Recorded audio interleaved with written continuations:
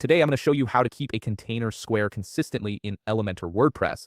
This is particularly useful when you're building grid layouts, image galleries, or any design where maintaining perfect square proportions is essential for visual consistency across different screen sizes.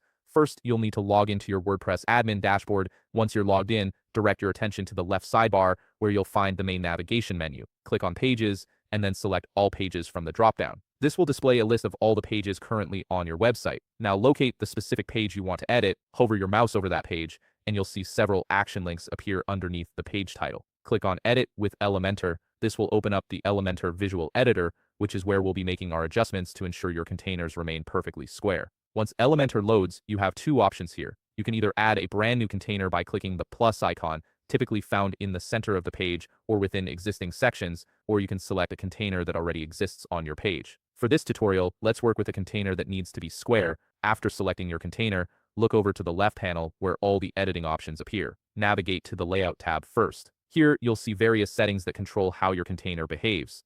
Find the option labeled Direction and set it to Row Horizontal. This ensures that any elements inside your container flow horizontally rather than stacking vertically. Next, switch over to the Advanced tab in that same left panel. Scroll down until you find a field labeled CSS Classes. This is where you'll type in a custom class name that we'll use to target this specific container. Go ahead and type something like square-container. This class name will help us apply custom styling specifically to this container without affecting others on your page. Now, while you're still in the Advanced tab, scroll down a bit further until you spot the Custom CSS section. This is where you'd normally paste the CSS code that actually enforces the square dimensions. However, there's an important point to note here. The Custom CSS feature is only available if you upgrade to Elementor Pro.